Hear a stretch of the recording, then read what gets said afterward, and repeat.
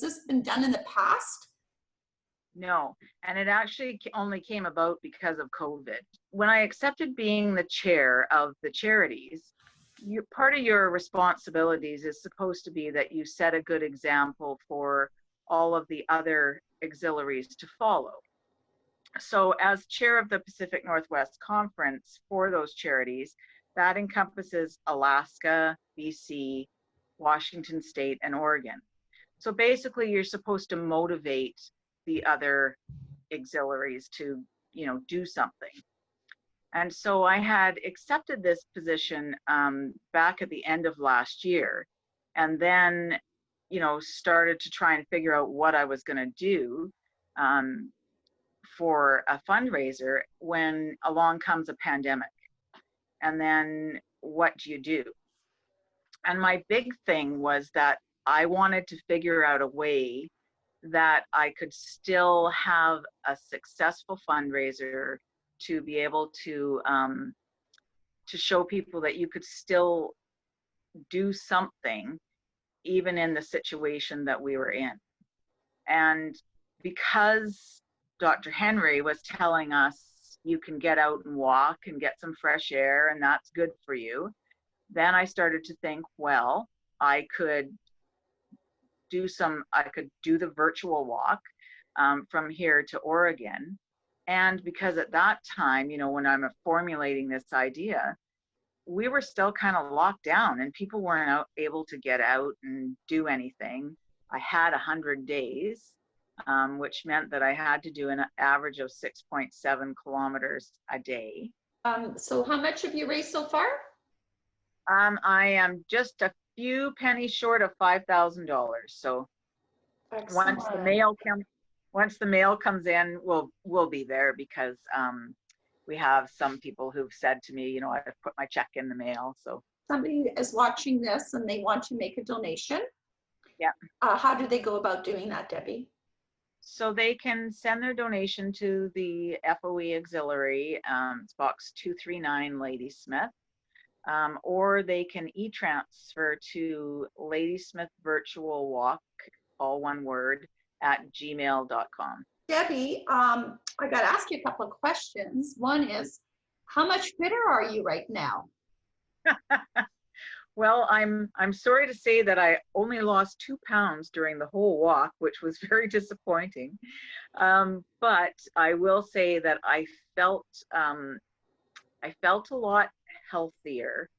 Not to say that it's truly it was truly like a marathon, because having run many marathons and ultra marathons, I know that about 3/4 of the way through, you get some little aching injuries, some little owies, and you have to work through those to get to the finish line. And this was no different.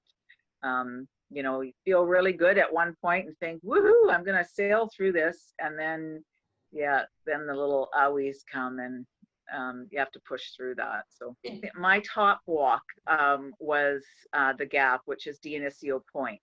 And when I was a kid, we had cabins out at the Gap. And now it's a provincial park.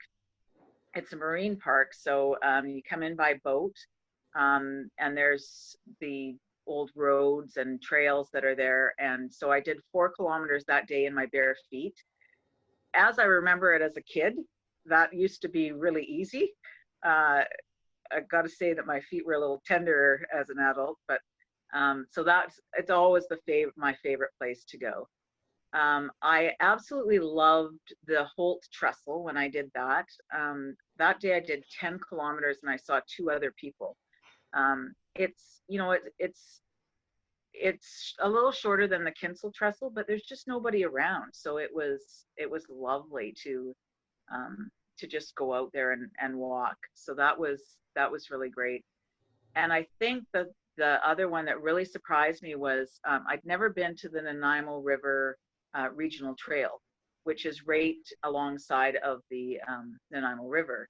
And it was just at the start of the salmon run. And again, there was only like 4 people that I saw, and they were down by the river and I was walking on the trail. but you could stand and watch the salmon running and there's nobody around. It wasn't like going to Gold Stream where you're fighting traffic to get in and out and lots of people. So I was really surprised at some of the places that I went that I'd never been before. My least favorite, everybody who watched the videos knows, I do not like suspension bridges. And so I will say that I did that for charity, but I was terrified every time I would walk over one. I did Campbell River, I did Haslam Creek, I did the one by Englishman River Falls, it's called Top Bridge. And then there's a little one at a place called Bright Angel Park in Duncan. And that one is more of a true suspension bridge because it's a real swinger, that one. And so it's short, but I actually had to go part way and I chickened out and then I went back and then I said, oh, come on, Debbie, you can do this. So I got across it, but my So dogs you're a reluctant swinger. Oh, you can say that. My dogs didn't like it either because except for Bright Angel, they're all metal and it's hard on dogs' feet. So I had one dog under each arm and I don't know who was shaking more, them or me, you know. Are you missing it now? How are you feeling after living with that for so long? Well, just because it's the way that I am, I've kind of ended this fundraiser and now we've started our next fundraiser. So I've taken a break this week off of walking and picked up a glue gun because our next fundraiser is Bras for the Cause. And so we're doing a breast cancer fundraiser where you get a bra and bedazzle the bra or, be creative with renovating the bra or however you want to term it.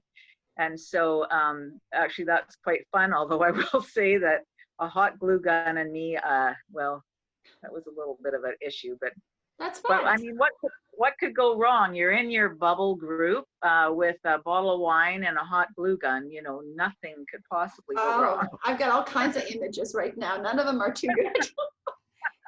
I think I want to say that I'm just thrilled with all the support that we got. I'm so grateful to the RCMP were fantastic about, helping us end the walk properly. And, the support of the club was just amazing. The girls did such a great job at the finish line. It was really an honor to be able to get to do the walk and to see the different places. And I'm not happy that we have COVID in our world, but if we have to, it certainly showed me that there can be a good outcome in a bad situation. I think that the good thing out of COVID is that there's a lot of new ideas that people have about, how to raise funds. And, we've certainly learned to adapt. And I think that's the way that you have to look at it now. You have to adapt to what we're going through.